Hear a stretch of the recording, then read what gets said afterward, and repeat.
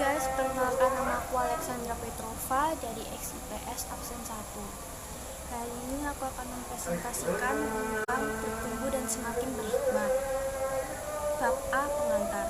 Chili Davis, seorang pelatih bisbol Amerika Serikat, pernah mengatakan going old is mandatory, going up is optional. Dalam bahasa Indonesia, ungkapan ini berarti bertambah umur sudah seharusnya terjadi, namun menjadi dewasa adalah pilihan. Maksudnya, setiap orang pasti bertambah usianya, setiap hari, minggu, bulan, dan tahun. Usia kita terus berjalan, kita tidak mungkin menghentikannya. Sampai tiba waktunya ketika kita menutup mata kita kelak. Namun, bertumbuh menjadi dewasa dalam pemikiran, sikap, dan perilaku adalah pilihan. Tidak setiap orang yang dewasa umurnya juga dewasa, pemikiran, sikap, dan perilakunya.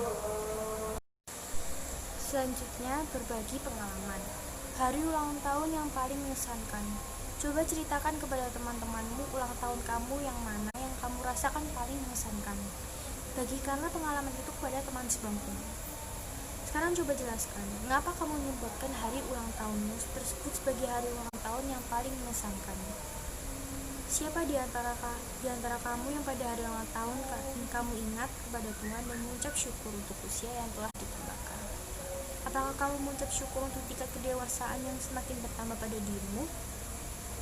Atau perhatikan pula, apakah pertumbuhan secara fisik itu sudah dengan sendirinya merupakan tanda bahwa orang itu sudah menjadi dewasa dalam pemikiran dan karakternya?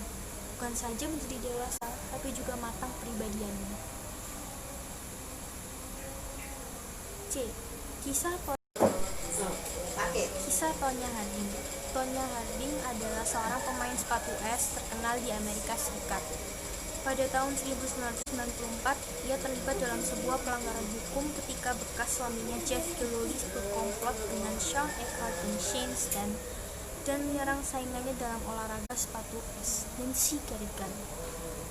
Dalam sebuah latihan persiapan kejuaraan sepatu es keindahan Amerika Serikat, Kerrigan dipukul di bagian pahanya, hanya beberapa sentimeter di atas lututnya dengan sebuah tongkat polisi lipat. Namun peristiwa ini kemudian terbongkar oleh polisi. Polisi dan hakim membuktikan bahwa Harding mengetahui rencana serangan terhadap dan diberi hukuman juga gelar juaranya dicabut. Apa yang kita temukan dalam kisah di atas? Kisah ini menggambarkan bagaimana seseorang sudah dewasa menurut usianya ternyata tidak mampu menghadapi masalahnya. D. Kematangan pribadi dan emosi. Salah satu cara yang paling mudah untuk menilai kematangan pribadi seseorang adalah dengan mengamati ekspresi emosi.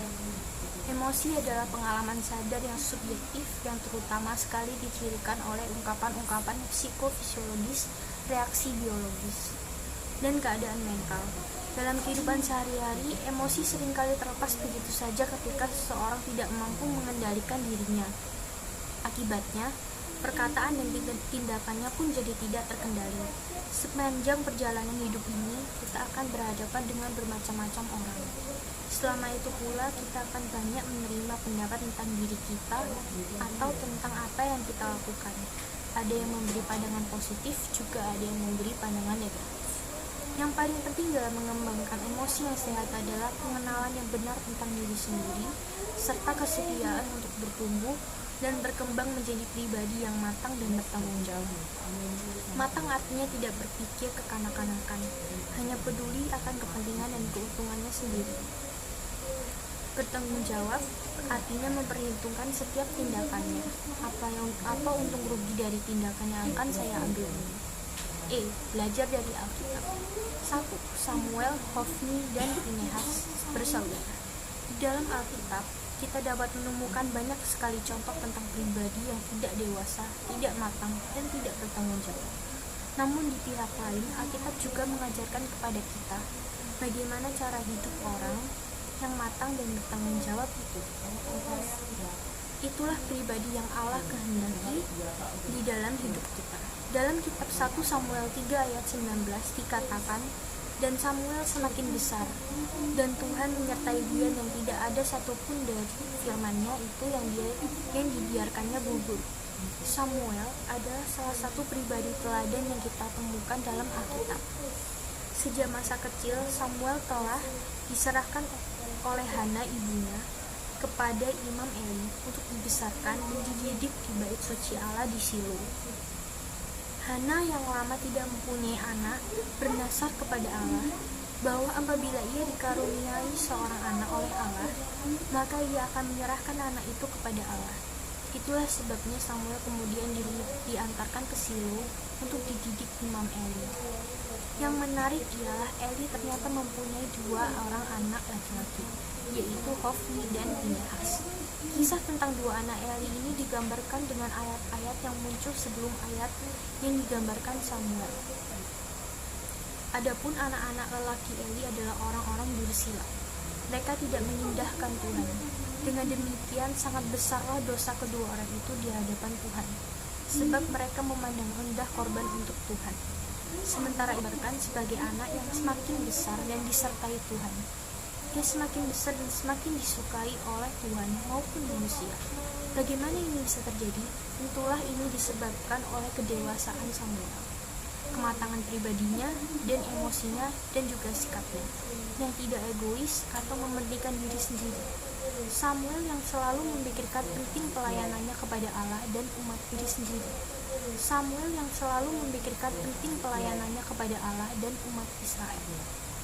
2. Perpecahan di gereja Korintus. Sebuah kisah lain tentang sikap yang tidak dewasa dan bertanggung jawab dapat kita temukan di kalangan gereja perdana di Korintus. Dalam 1 Korintus 3 ayat 1-9, kita menemukan kisah tentang pertikaian yang terjadi di gereja Korintus. Gereja itu terpecah-pecah menjadi kelompok-kelompok yang masing-masing saling membanggakan diri sendiri. Masing-masing kelompok ini menganggap diri mereka lebih baik, lebih tinggi dari lainnya. Dalam 1 Korintus 13 ayat 11, Rasul Paulus berkata, "Ketika aku kanak-kanak, aku berkata-kata seperti kanak-kanak. Aku merasa seperti kanak-kanak. Aku berpikir seperti kanak-kanak. Sekarang sesudah aku menjadi dewasa, aku meninggalkan sifat kanak-kanak itu." Dari sini jelas bahwa bertambah umur terjadi dengan sendirinya, tetapi menjadi dewasa adalah pilihannya. Untuk bisa bertumbuh dan menjadi dewasa, kita harus berusaha meninggalkan sikap kekanak-kanakan kita, cara berkata-kata, merasa, dan berpikir seperti kanak-kanak. Kita harus bisa mengendalikan emosi kita dan mempertimbangkan setiap keputusan kita sebelum kita tergesa-gesa mengatakan sesuatu dan memutuskan untuk bertindak. Kitab 1 Samuel 2 ayat 26 melukiskan, tetapi Samuel yang muda itu semakin besar dan semakin disukai baik di hadapan Tuhan maupun di hadapan manusia. Ini semua terjadi karena ia hidup dengan firman Tuhan. Dan Samuel makin besar, dan Tuhan menyertai dia dan tidak ada satupun dari firman-Nya yang dibiarkannya gugur. F. Bertumbuh menjadi berhikmat. Dalam Amsal 2 ayat 6 dikatakan karena Tuhanlah yang memberikan hikmat dari mulutnya, datang pengetahuan dan kepandaian. Menurut kamu apakah artinya kalimat ini? Dalam kitab 1 Raja-Raja 4 ayat 29-30 dikatakan, "Dan Allah memberikan kepada Salomo hikmat dan pengertian yang amat besar, serta akal yang luas, seperti dataran pasir di tepi laut, sehingga hikmat Salomo melebihi hikmat segala bani timur dan melebihi segala hikmat orang Mesir." G. Penerapan. Thomas Huxley, seorang pemikir Inggris, pernah mengatakan, jangan kita lupakan bahwa apa yang kita sebut sebagai alasan yang rasional untuk keyakinan kita seringkali adalah upaya-upaya yang sangat tidak rasional untuk membenarkan naluri-naluri kita. Seringkali kita berusaha untuk membenarkan naluri-naluri kita yang egois, yang emosional, yang tidak peduli terhadap orang lain, dengan alasan-alasan yang tampaknya rasional. Masa remaja adalah masa menyenangkan sekaligus yang menyulitkan, karena ini adalah masa transisi. Akan tiba masanya kamu akan bertumbuh dan menjadi dewasa. Kamu juga akan mengalami perkembangan emosi dan menemukan jati diri kamu. Itulah sebabnya kamu perlu menemukan dan mengenal terlebih dahulu akan konsep dirimu sendiri. Kamu harus memiliki konsep diri yang positif dan berusaha mengubah dirimu serta cara pandangmu terhadap persoalan di dalam hidup sehingga kamu akan dapat menanggapi segala permasalahan dengan cara yang positif pula. Kita sudah melihat bagaimana sifat kekanak-kanakan, egoisme, emosi bisa menyebabkan kita mengambil keputusan-keputusan yang keliru dan bahkan merugikan kita. Harus berani menerima kekurangan dan kekalahan justru adalah sikap yang penting sebagai ciri-ciri kedewasaan kita. Kita juga sudah melihat betapa pentingnya hidup bersama dengan firman Tuhan setiap hari supaya kita bisa bertumbuh menjadi dewasa, matang, dan bertanggung jawab dalam hidup kita. Bila kita setia mempelajari dan menjalankan firman Tuhan dalam hidup kita, bahkan sejak anak-anak, maka kita akan dibimbing ke dalam kehidupan yang berhikmat, seperti yang diperlihatkan oleh Samuel dan Salomo. Rangkuman. Kedewasaan bukanlah sekedar sebuah proses biologis, melainkan juga proses mental, proses psikologis. Orang yang bertumbuh menjadi semakin besar dan bertambah usia tidak dengan sendirinya menjadi dewasa. Dari ilmu psikologi, kita belajar bahwa kedewasaan itu dicirikan oleh kemampuan mengendalikan diri, berpikir matang, penuh pertimbangan untuk masa depan, bukan hanya keputusan-keputusan untuk kepentingan sesaat saja. Dari Alkitab kita juga belajar bahwa kedewasaan itu dicirikan oleh kebijaksanaan atau hikmat. Masalahnya, hikmat tidak kita peroleh secara otomatis, tidak juga diperoleh dengan belajar setinggi-tingginya. Hikmat tidak berkaitan dengan usia, kekayaan, atau tingkat pendidikan yang tinggi. Alkitab menjelaskan bahwa hikmat dimulai dengan pengenalan akan firman Tuhan. Karena Tuhanlah yang memberikan hikmat, dari mulutnya datang pengetahuan dan kepandaian. Amsal 2 ayat 6. Doa penutup. Kami bersyukur untuk anugerah Tuhan yang begitu besar dalam hidup kami. Kami bersyukur untuk keberadaan kami saat ini. Biarlah kami memiliki kepercayaan diri yang baik ya Tuhan, sehingga kami juga dimampukan untuk memiliki sikap hidup yang baik, yang tercermin melalui perkataan dan perbuatan kami. Berilah hikmat kepada kami untuk dapat mengontrol emosi kami dengan baik. Terima kasih ya Tuhan. Amin. Sekian dari saya, terima kasih. Perkenalkan, nama saya Salbert Mercy Gabriel Tambirik dari kelas 10 IPS nomor absen 23.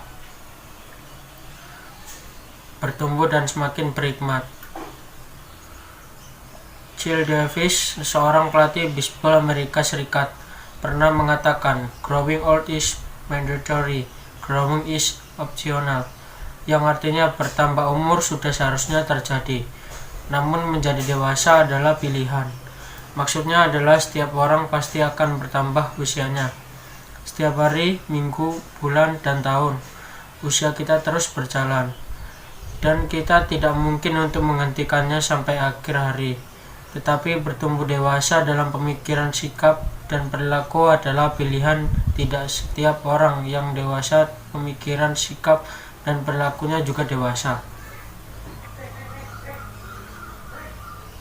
Abraham Lincoln, Presiden Amerika Serikat yang terkenal itu, pernah mengatakan, "Yang penting bukanlah tahun-tahun di dalam hidupmu, melainkan hidup yang kamu jalani di dalam tahun-tahun usiamu itu." Di sini kembali kita melihat bahwa bukan panjangnya usia atau sejauh mana umur kita sekarang, melainkan bagaimana kita mengisi tahun-tahun usia itu dengan hal-hal yang bermanfaat bagi diri sendiri maupun orang lain. Kisah Tonya Harding. Kisah Tonya Harding lahir pada tahun 1970. Ia adalah seorang pemain sepatu es. Ia terkenal di Amerika Serikat. Pada tahun 1994, ia terlibat dalam sebuah pelanggaran hukum ketika bekas suaminya yang bernama Jeff Gillooly. Ia berkomplot dengan Sean Harding dan Sandstein, dan mereka menyerang saingannya dalam olahraga sepatu es yang bernama Nancy Kerrigan. Dalam sebuah latihan persiapan kejuaraan sepatu es keindahan di Amerika Serikat, Nancy Kerrigan dipukul di bagian pahanya, hanya beberapa sentimeter di atas lututnya, dengan sebuah tongkat polisi lipat. Untunglah kaki Nancy Kerrigan tidak patah, hanya luka-luka. Tetapi hal itu telah membuat Nancy Kerrigan mengundurkan diri dari kejuaraan nasional tersebut. Tonya Harding pun memenangkan kejuaraan itu pada tanggal 14 September 2013. Namun peristiwa tersebut terbongkar oleh pihak polisi. Polisi dan hakim membuktikan bahwa Tonya Harding mengetahui rencana serangan terhadap Nancy Kerrigan. Tonya Harding pun mengaku bersalah dan dijatuhi hukuman percobaan 3 tahun penjara, 500 jam pelayanan masyarakat, dan denda $160. Gelar juaranya pada tahun 1994 dicabut, dan seumur hidupnya Tonya Harding dilarang untuk mengikuti semua kegiatan yang diselenggarakan oleh organisasi sepatu es nasional di seluruh Amerika Serikat, baik sebagai pemain maupun pelatih. Kisah ini menyatakan bagaimana seseorang yang sudah dewasa menurut usianya ternyata tidak mampu menghadapi masalah secara dewasa. Misalnya Tonya Harding menghadapi Nancy Kerrigan, lawannya yang tangguh dalam permainan sepatu es. Tonya Harding pun khawatir bahwa ia tidak akan bisa menang dalam pertandingan. Karena itu Tonya Harding memutuskan untuk menyerang Nancy Kerrigan. Ini adalah sebuah contoh tentang emosi yang bersifat negatif. Emosi seperti ini biasanya seringkali ditampilkan oleh orang-orang yang tidak lapang dada pribadinya, tidak mau kalah dan tidak mau ingin berada di bawah. Walaupun kalah, setidaknya sudah berusaha sekuat tenaga untuk menjadi paling atas. Dengan kata lain, itu membuktikan bahwa ia tidak bisa berpikir secara matang dan bertanggung jawab. Hal seperti inilah yang dapat kita tentukan di dalam kehidupan kita. Kematangan pribadi dan emosi. Salah satu cara yang paling mudah untuk menilai kematangan pribadi seseorang adalah dengan mengamati ekspresi emosinya. Emosi adalah pengalaman sadar yang subjektif, yang terutama sekali dicirikan oleh ungkapan-ungkapan psikofisiologis, reaksi biologis, dan keadaan mental.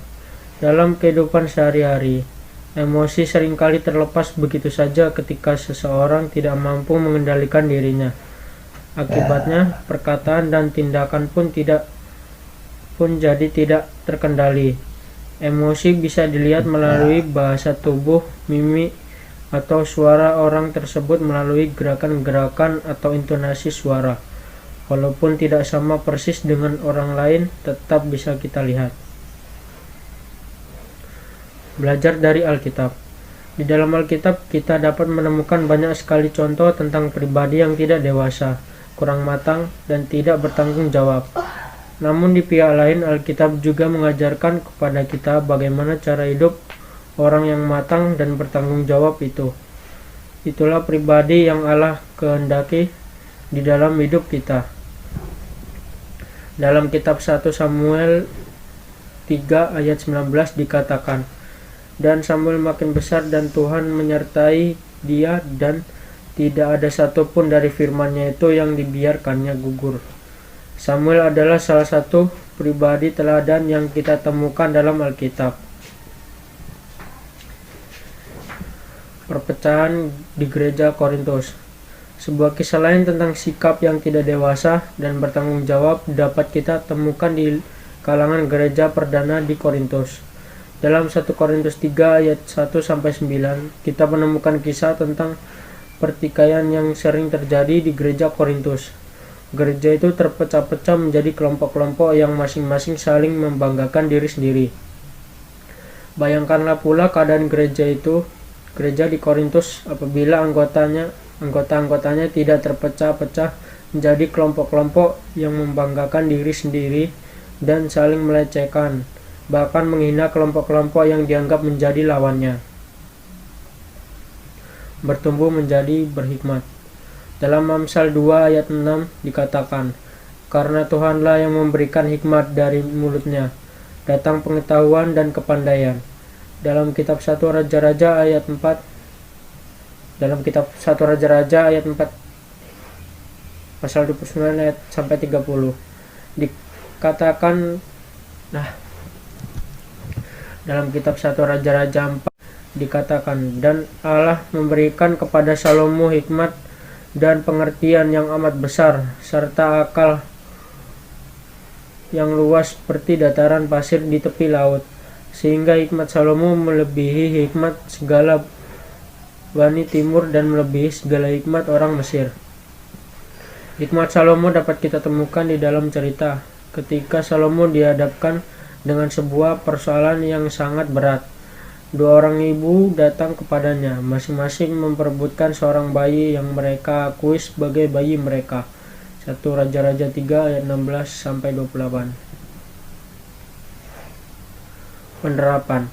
Thomas Huxley adalah seorang pemikir Inggris, pernah mengatakan, jangan kita lupakan bahwa apa yang kita sebut sebagai alasan-alasan yang rasional untuk keyakinan kita seringkali adalah upaya-upaya yang sangat tidak rasional untuk membenarkan naluri-naluri kita. Maksudnya, kita seringkali berusaha untuk membenarkan naluri-naluri kita yang egois, yang emosional, yang tidak peduli terhadap orang lain dengan alasan-alasan yang tampaknya rasional. Seorang gadis yang tidak emosional, yang mampu mengendalikan pikiran dan emosinya dengan baik akan menolak permintaan ini. Apa yang terjadi kalau seorang yang menyerahkan kegadisannya? Laki-laki ini kemudian meninggalkannya. Apa yang terjadi kalau dia menjadi hamil karena keputusan itu? Siapa yang mau bertanggung jawab? Selain itu, ia harus bertanya pula apakah tubuhnya secara fisiologis sudah siap untuk melahirkan bayi. Data-data medis menunjukkan bahwa perempuan yang hamil dan melahirkan pada usia yang terlalu muda cenderung mengalami kematian pada proses melahirkan karena memang tubuhnya tidak siap untuk proses yang sangat berat itu. Masa remaja adalah masa yang menyenangkan sekaligus menyulitkan, karena ini adalah masa transisi. Akan tiba masanya kamu akan bertumbuh dan menjadi dewasa. Seiring dengan perkembangan menuju kedewasaan itu, kamu juga akan mengalami perkembangan emosi dan menemukan jati dirimu. Itulah sebabnya kamu perlu menemukan dan mengenal terlebih dahulu akan konsep dirimu sendiri. Kita sudah melihat bagaimana sifat kanak-kanakan egois dan bisa menyebabkan kita mengambil keputusan-keputusan yang keliru dan bahkan merugikan kita. Kita juga sudah melihat betapa pentingnya hidup bersama dengan firman Tuhan setiap hari supaya kita bisa bertumbuh menjadi dewasa, matang, dan bertanggung jawab dalam hidup kita. Bila kita setia mempelajari dan menjalankan firman Tuhan dalam hidup kita, bahkan sejenak kita masih kanak-kanak, maka kita akan dibimbing ke dalam kehidupan yang berhikmat seperti yang diperlihatkan oleh Samuel dan Salomo. Kedewasaan bukanlah seorang proses biologis, melainkan juga proses mental, proses psikologis. Orang yang bertumbuh menjadi semakin besar dan bertambah usia tidak dengan sendirinya menjadi dewasa. Dari Alkitab juga kita belajar bahwa kedewasaan itu dicirikan oleh kebijaksanaan atau hikmat tidak berkaitan dengan usia, kekayaan, atau tingkat pendidikan yang tinggi. Alkitab menjelaskan bahwa hikmat dimulai dengan pengenalan akan firman Tuhan. Karena Tuhanlah yang memberikan hikmat dari mulutnya, datang pengetahuan dan kepandaian. Shalom semuanya, perkenalkan nama saya Jessica Caya Octavia, biasa dipanggil Jessica. Saya bersekolah di SMA Semen Gresik dan saya dari kelas 10 IPS nomor absen 8. Di sini saya akan menjelaskan materi bab pertama pelajaran pendidikan agama Kristen.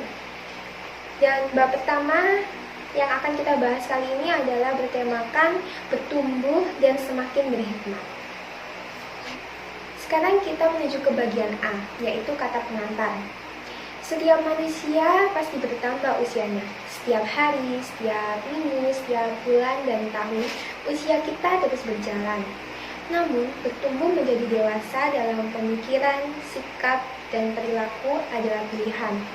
Tidak semua orang yang dewasa dalam umur juga dewasa dalam pemikiran, sikap, dan perilakunya. Sekarang bagian B, berbagi pengalaman. Di sini kita diajak untuk saling berbagi, untuk saling sharing kepada teman-teman kita gitu ya.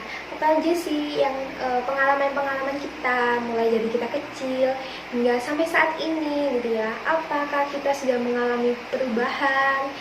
Apakah kita sudah bertumbuh menjadi pribadi yang dewasa gitu. Kita bisa sharingkan ini dengan teman-teman kita.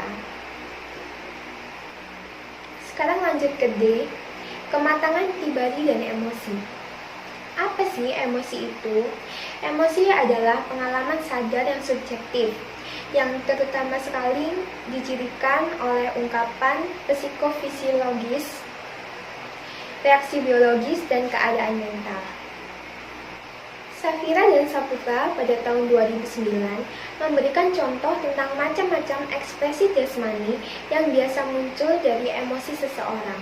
Misalnya yang pertama adalah emosi marah. Contoh atau ciri-ciri dari emosi marah ini adalah wajahnya memerah, nafasnya menjadi sesak, otot-otot tangan menegang, dan energi tubuhnya memuncak. Sedangkan yang kedua adalah emosi takut. Ciri-ciri dari emosi takut ini adalah mukanya menjadi pucat dan jantungnya berdebar-debar. Firenze pada tahun 1994 menyebutkan ada 3 macam emosi. Yang pertama adalah masking. Masking adalah keadaan seseorang yang dapat menyembunyikan atau menutupi emosi yang dialaminya.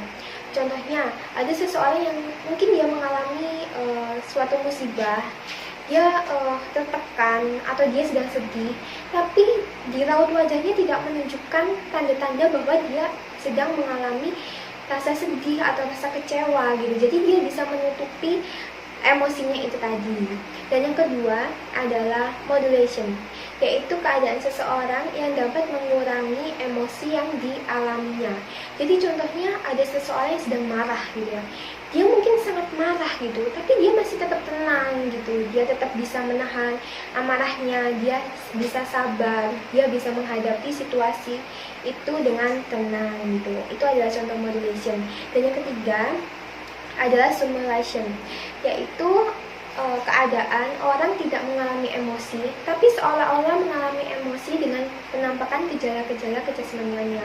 Jadi contohnya mungkin ada teman kita yang sharing ke kita gitu, yang cerita ke kita gitu, kalau dia sedang sedih, dia sedang mengalami musibah gitu, dan kita sebagai teman ceritanya ini tadi, kita ikut sedih gitu ya, karena dia mengalami musibah gitu, kita ikut sedih, kita mungkin nangis gitu, padahal kita tidak mengalami musibah gitu ya. Jadi ini adalah contoh dari simulation. Sekarang kita lanjut ke E, yaitu belajar dari Alkitab. Kita dapat bandingkan tokoh Samuel dengan tokoh Hofni dan Finehas. Samuel adalah pribadi yang dewasa, sedangkan Hofni dan Finehas merupakan pribadi yang tidak dewasa. Kata Alkitab menurut Samuel, yaitu pertama, Tuhan selalu menyertai Samuel. Yang kedua adalah Samuel merupakan pribadi yang dewasa dalam perbuatannya. Yang ketiga, dia tidak egois atau tidak mementingkan diri sendiri. Dan yang keempat adalah Samuel sangat mementingkan pelayanan untuk Tuhan. Dan sekarang saya akan membacakan kata Alkitab mengenai Hofni dan Finehas. Yang pertama adalah mereka berdua adalah orang yang dursila, orang yang tidak mengindahkan Tuhan, sering sekali memakan korban bakaran untuk Tuhan, dan mereka berdua adalah pribadi yang egois dan pemarah. Dari kata Alkitab atau dari ayat Alkitab yang bisa kita baca di kitab Samuel, kita bisa menyimpulkan bahwa Samuel merupakan contoh pribadi yang dewasa, sedangkan Hofni dan Finehas merupakan contoh pribadi yang tidak dewasa. Sekarang kita lanjut ke F, yaitu bertumbuh menjadi berhikmat. Bagaimana sih caranya agar kita bisa mendapatkan hikmat? Jawabannya adalah Tuhan Yesus. Satu-satunya pribadi yang bisa memberikan kita hikmat adalah Tuhan Yesus. Tidak ada orang lain atau pribadi lain yang bisa memberikan kita hikmat kecuali Dia. Lalu gimana caranya agar kita bisa mendapat hikmat? Caranya adalah dengan kita mendekatkan diri kepada Tuhan, dengan rajin berdoa, kita rajin saat teduh, kita rajin membaca Alkitab, ketika ibadah kita fokus. Itu adalah cara-cara kita agar kita bisa mendekatkan diri kita kepada Tuhan. Lanjut yang G, yaitu penyerapan. Yuk bertumbuh dalam iman dengan cara pertama, menjalankan hubungan yang baik dengan Tuhan. Seperti yang tadi ya, kita harus rajin berdoa, rajin beribadah. Ayo kita juga sering membiasakan untuk saat teduh dengan Tuhan setiap hari. Ya. Dan yang kedua adalah mengontrol emosi. Jadi untuk menjadi pribadi yang dewasa, kita juga perlu untuk mengontrol emosi ya. Kalau kita lagi marah, kita harus bisa untuk menahan amarah itu. Kita harus bisa tetap bersikap tenang dan lain sebagainya. Dan yang ketiga adalah bersikap dewasa. Ingat, kita sudah besar, kita juga harus mulai membiasakan diri untuk bersikap dewasa. Kita bukan lagi anak kecil yang apa-apa minta apa-apa harus diturutin, tapi kita juga harus bisa untuk mengabulkan keinginan kita itu melakukannya sendiri gitu ya. Contohnya kita misalnya ingin sesuatu, kita juga harus bisa menabung sendiri untuk membelinya gitu. Kita juga harus bisa dewasa dalam pemikiran, sikap, dan kata-kata kita. Sekarang kita lanjut yang H, yaitu rangkuman dari kedewasaan. Jadi kedewasaan bukanlah sekedar sebuah proses biologis. Kedewasaan itu dicirikan oleh kemampuan pengendalian diri, berpikir matang, dan pertimbangan untuk masa depan. Jadi ketika kita menjadi pribadi yang dewasa, kita tidak lagi asal pilih-pilih aja ya, tapi kita akan membiasakan, akan memulai untuk lebih memikirkannya gitu ya. Dampaknya apa ketika kita milih ini, apakah ini adalah pilihan yang bagus, yang baik untuk masa depan kita gitu. Jadi kita tidak boleh asal pilih gitu ya. Contohnya waktu kita mau masuk ke SMA gitu ya, kita bingung kan mau milih IPA atau IPS gitu. Kalau IPA aku bisa nggak ya, kalau IPS nanti mau lanjut kemana gitu. Jadi ayolah kita mulai sekarang untuk lebih baik lagi dalam memilih sesuatu. Yuk kita sama-sama belajar untuk dewasa, bukan hanya dewasa dalam umur, tapi juga dewasa dalam pemikiran dan sikap kita. Tuhan Yesus memberkati. Nama saya Yoram Yulian Supit dari kelas 10 IPS, nomor absen 26. Saya di sini akan presentasikan materi rangkuman saya di agama Kristen ini. Ya langsung saja. Bab pertama, bertumbuh dan semakin berhikmat. Pada Alkitab 1 Samuel 3 ayat 19 dilanjutkan 1 Samuel 2 ayat 26 dan 1 Korintus 3 ayat 1-9. Yang pertama, pengantar. Chili Davis, seorang pelatih bisbol Amerika Serikat, pernah mengatakan growing old is made mandatory, growing up is optional. Dalam bahasa Indonesia, ungkapan ini dapat diterjemahkan demikian: bertambah umur sudah seharusnya terjadi, namun menjadi dewasa adalah pilihan. Maksudnya, setiap orang pasti bertambah usianya. Setiap hari, minggu, bulan, dan tahun, usia kita terus berjalan. Kita tidak mungkin menghentikannya sampai tiba waktunya, ketika kita menutup mata dan meninggal dunia kelak. Orang yang dewasa umurnya juga dewasa pemikiran, sikap, dan perilakunya. Setiap orang harus memutuskan untuk berubah menjadi dewasa dalam hal-hal tersebut, sehingga ia menjadi bijaksana dalam menghadapi berbagai persoalan di dalam hidupnya. Yang kedua,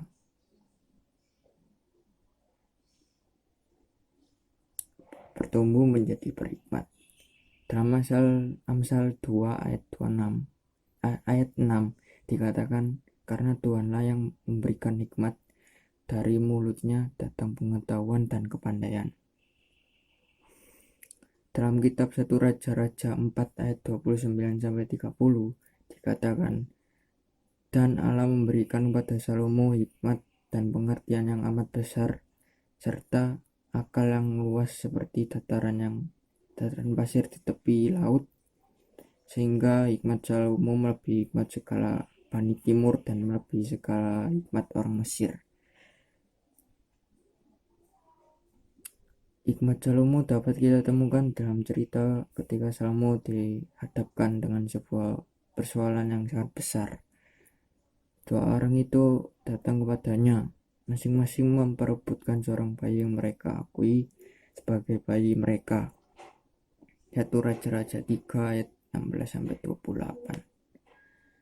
Yang ketiga, penerapan. Thomas Huxley,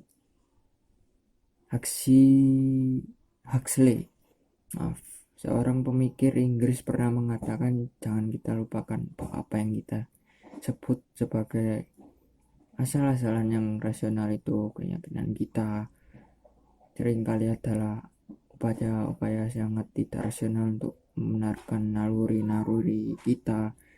Apa maksud dari dengan kata-katanya ini? Maksudnya seringkali kita berusaha untuk membenarkan naluri-naluri kita yang egois, yang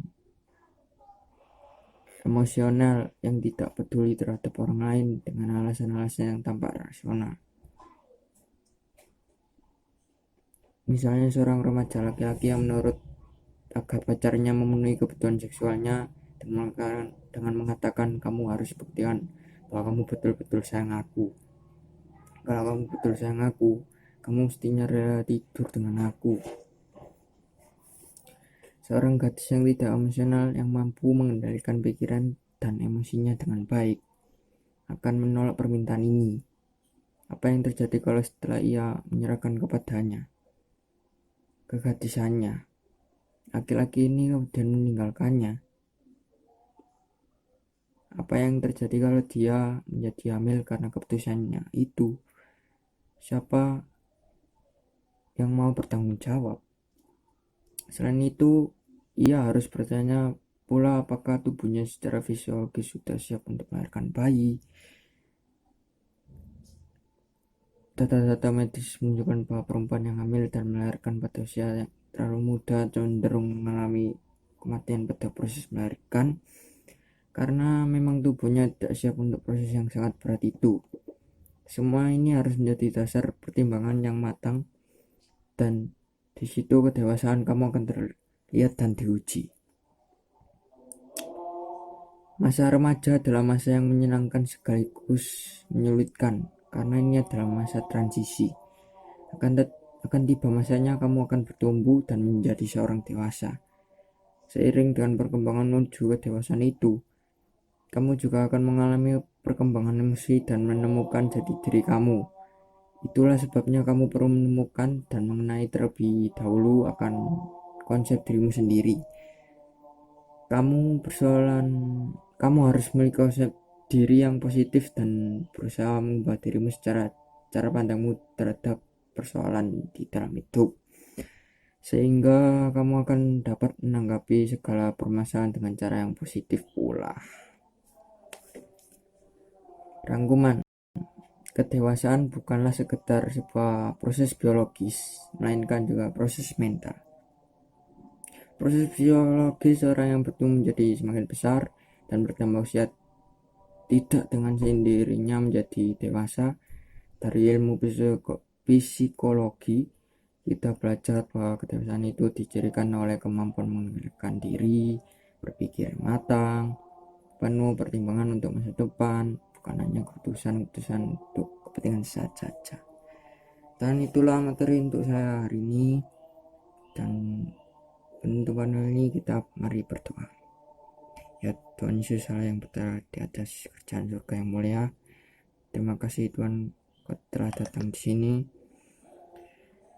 Tuhan berkati pada materi ini supaya bisa berguna untuk kehidupan kita sehari-hari dan berguna untuk orang-orang lain yang di luar sana ya Tuhan. Terima kasih Tuhan. Doa seru kami ya Tuhan. Haleluya, amin. Terima kasih telah menonton video kali ini.